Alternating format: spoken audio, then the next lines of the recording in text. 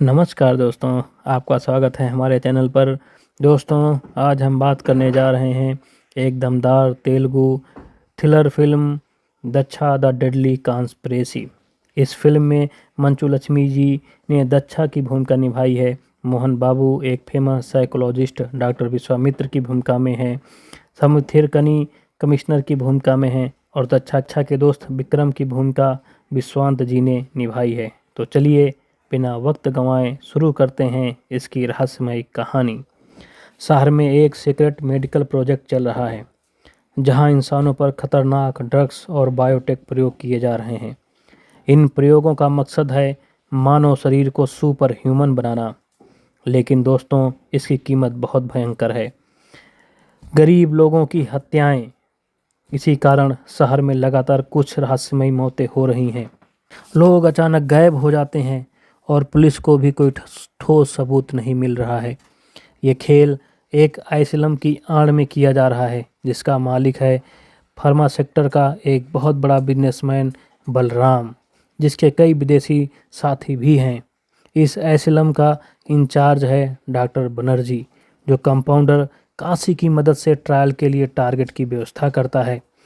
Compounder Kashi की रहस्यमय तरीके से हत्या हो जाती है, जिसकी इन्वेस्टिगेशन सीआई दक्षा मैडम कर रही हैं, जिनकी मदद उनका दोस्त विक्रांत कर रहा है, जो पहले दक्षा के साथ इन्वेस्टिगेशन टीम में था परंतु अब फोरेंसिक टीम को ज्वाइन कर लिया है। इसी में एक पत्रकार सुरेश की भी एंट्री होती है, जिसका खुद का यूट्यूब चैनल है। वहीं पर वो अपने समाचार डालता रहता है। वह दक्षा मैडम पर भी रिसर्च कर रहा है। दक्षा मैडम केवल 2 साल की सर्विस में 11 ट्रांसफ़र झेल चुकी हैं।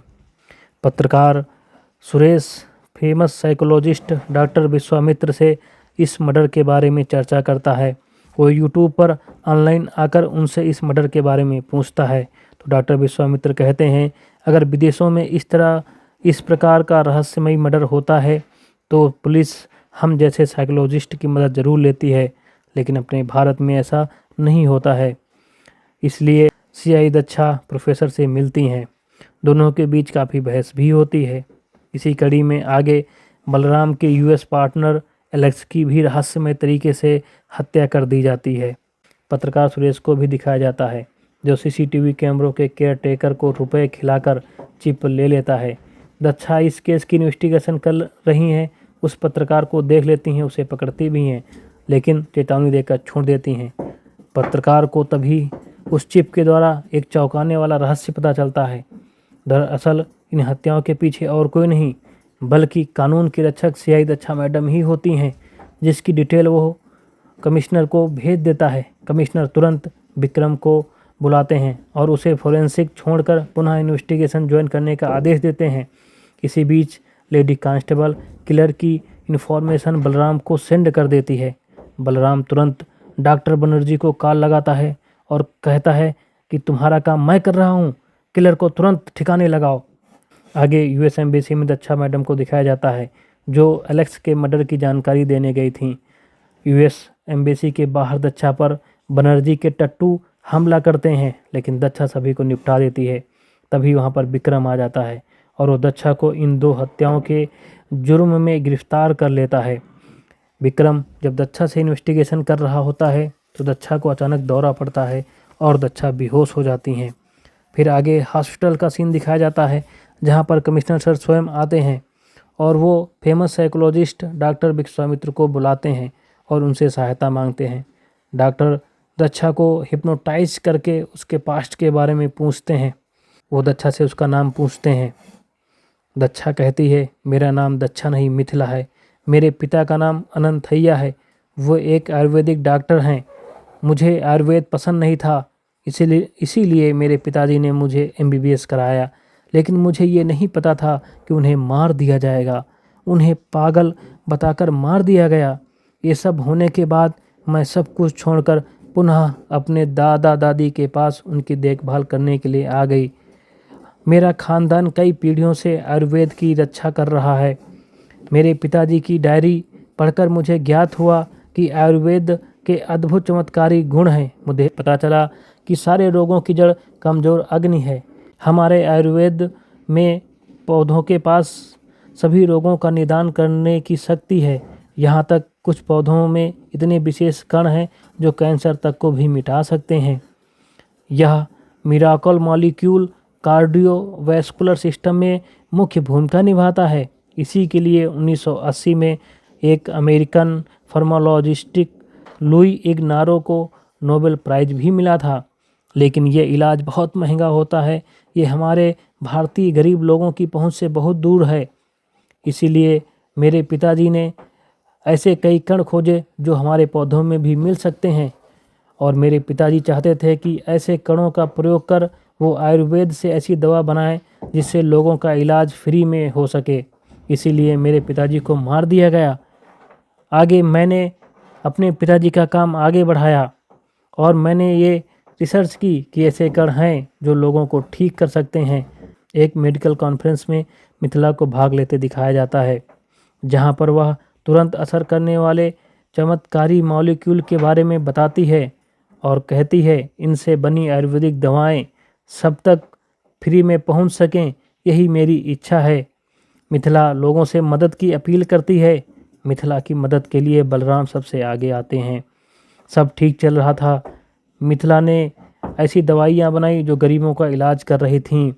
फिर ओपनिंग सेरेमनी दिखाई जाती है, जहाँ पर बलराम के साथ वो डॉक्टर बनर्जी और वही कंपाउंडर काशी भी आया था, जिसकी शुरुआत में रहस्यमय तरीके से हत्या हुई थी। उसी के बाद दवाओं के भयंकर साइड इफ़ेक्ट सामने आने लगते हैं। उन दवाओं से लोगों की मौतें होने लगती हैं।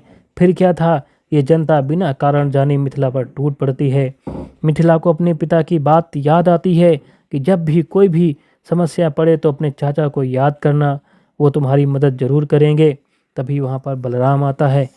बलराम कहता है, हार्ड डिस्क ढूंढ रही हो, वो मेरे पास है। तुम्हें पता है कि तुम्हारे 3 पीढ़ियों को ख़त्म करने में मेरा कितना खर्चा आया है। मैंने ही तुम्हारे माँ बाप को, तुम्हारे पिता को पागल करार करके मरवा दिया था। अब वो मिथिला पर भी हमला करता है और एक जहर का इंजेक्शन उसको लगा देता है। मिथिला वहाँ से भागने में कामयाब हो जाती है, लेकिन उसकी हालत ख़राब हो रही थी। वो धीरे धीरे बेहोश हो रही थी। उसे अपने पिताजी की बात याद आती है जो डायरी में लिखी थी कि ये आयुर्वेदिक कण अगर मनुष्य के शरीर तक पहुंच जाएं तो वो जहर को भी काट सकते हैं। तब तक मिथिला बेहोश हो जाती है और स्कूटी से गिर जाती है। फिर मिथिला को कुछ लोग खींच कर ले जाते हैं और वहाँ फिर इस कंपाउंडर काशी को दिखाया जाता है, जो मिथिला को उसके दादा दादी के साथ उसी के घर में आग लगा के मार देता है।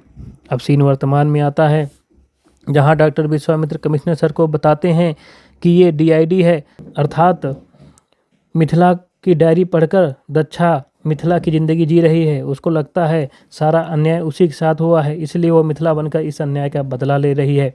तभी बलराम का फ़ोन आता है कमिश्नर को, और वो कमिश्नर से मिथिला को शूट करने को कहते हैं। तो कमिश्नर सर कहते हैं, तुम मेरा काम मुझे मत सिखाओ, मुझे पता है क्या नहीं करना चाहिए, हमारा एक प्रोसीजर होता है। इसी के साथ आगे पुलिस दक्षा को उसी बनर्जी के एसिलम में ले जाती है, जहां बनर्जी लोगों पर प्रयोग कर रहा होता है। आगे दिखाया जाता है कि बनर्जी दक्षा से कहता है, तुम्हारी कोई गलती नहीं, गलती तो उस मिथिला की थी, उसके माँ बाप की थी, जिसको हमने रास्ते से हटा दिया है। लेकिन तुम भी बड़ी भाग्यशाली हो, तुम्हें हम मारेंगे नहीं, तुम पर ह्यूमन ट्रायल करेंगे, तुम आगे आने वाली जनरेशन के काम आओगी। लेकिन दक्षा कम नहीं थी, वो उस बनर्जी को उसी की भाषा में सबक सिखाती है और उसको उसके कर्मों की सज़ा देती है। बनर्जी को ख़त्म करने के बाद दक्षा ऑफिसर विक्रम को कॉल करती है और एसिलम में आने को बुलाती है। एसिलम में कैद मासूम लोगों को दक्षा आज़ाद कर देती है। आगे उस बलराम को दिखाया जाता है जिसने अपनी दवाई की नई सीरीज लॉन्च करने के लिए पार्टी रख रखी थी। उसने कमिश्नर को भी बुलवाया था। कमिश्नर के आने पर वह कमिश्नर से पूछता है कि जब डॉक्टर ने दक्षा को हिप्नोटाइज किया था तो उसने मिथिला के बारे में क्या बताया। कमिश्नर सब कुछ जानते थे, वो समझ जाते हैं उसकी चाल, और वो उससे सवाल कर बैठते हैं कि तुम्हारे सवालों का जवाब देने से मैं कुछ सवालों का जवाब चाहता हूँ, जैसे अनंतैया निर्माण लैब फ्लाईओवर पे क्या हुआ था। बलराम घबरा जाता है, वह उठकर वहाँ से चला जाता है, बनर्जी को कॉल लगाता है। तभी वहाँ विस्फोट होते हैं, ग्रीन धुआं वाली गैस चारों ओर फैलने लगती है, अफरा तफरी मच जाती है। तभी 2 मास्क मैन आते हैं, बलराम को पीटते हैं, उसके सबक सिखाते हैं। तभी एक मास्क मैन अपना मास्क को हटाता है। वो और कोई नहीं बल्कि डॉक्टर विश्वामित्र थे। वो कहते हैं कि मैं अनंतैया का छोटा भाई हूँ, अर्थात वो मिथिला के चाचा थे। दक्षा भी बलराम को पकड़ती है और कहती है, मैं ही मिथिला हूँ, मैं ही दक्षा हूँ, उस अग्नि से मैं पैदा हुई थी, मैं अग्निपुत्री हूँ। और वह बलराम को पीटती है और उसके कर्मों की सज़ा देती है, इंसान रूपी जानवर का वध कर देती है। तभी कमिश्नर सर वहाँ पर आ जाते हैं। वो दोनों को छोड़ देते हैं क्योंकि कमिश्नर सर को हकीकत पता चल गई थी और हर इंसान बिकाऊ और लालची नहीं होता है। ऐसे ही थे कमिश्नर सर। विक्रम को उधर एसिलम में दिखाया जाता है, जहाँ एसिलम की सच्चाई वो सभी जनता को और पत्रकारों को बताता है। इसी के आगे इंस्पेक्टर विक्रम पत्रकार सुरेश को फ़ोन करता है और उसको बुलाता है, जहाँ विक्रम सुरेश से पूछता है, ये मिथिला कौन थी। सुरेश कहते हैं, तुम्हें मिथिला के बारे में इतना क्यों जानना है, दरअसल मिथिला और दक्षा दोनों एक ही हैं। और पत्रकार सुरेश बताता है कि मेरे भाई का जो है मर्डर अनंतैया के क्लिनिक में हुआ था। अब मुझे समझ में आ गया है कि उसमें मिथिला का कोई हाथ नहीं था, इन दुष्ट लोगों का ही हाथ था। वो आगे बताता है कि क्या तुम्हें डॉक्टर की सच्चाई पता है, उनकी सच्चाई उनके नाम में ही छिपी हुई है। उसके बाद विक्रम डॉक्टर का पूरा नाम जानने की कोशिश करता है तो उसे पता चलता है कि डॉक्टर विश्वामित्र और कोई नहीं बल्कि मिथिला के चाचा ही हैं।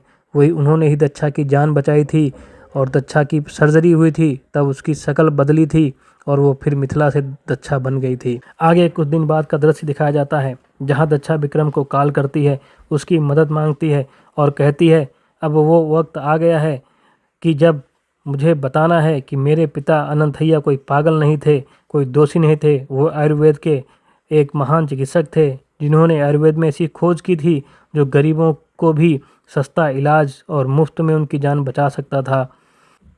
इंस्पेक्टर विक्रम दक्षा को कहता है, तुम वापस आ जाओ एक अफसर के रूप में। दोस्तों, यहीं पर ये फिल्म ख़त्म हो जाती है। दक्षा सिर्फ एक पुलिस वाली नहीं बल्कि सत्य और न्याय की प्रतीक है। फिल्म हमें सिखाती है कि जब सिस्टम खुद सड़ चुका हो तो एक इंसान की हिम्मत ही बदलाव की शुरुआत बन सकती है।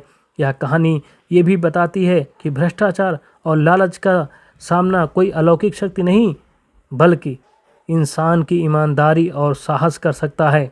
तो दोस्तों, आपको फिल्म की कहानी और संदेश कैसा लगा कमेंट में ज़रूर बताइए। अगर आपको एक्सप्लेनेशन पसंद आ रहा हो तो वीडियो को लाइक, शेयर और सब्सक्राइब भी कर लें। फिर मिलेंगे अगली रोमांचक मूवी एक्सप्लेनेशन में। धन्यवाद। जय हिंद, जय भारत।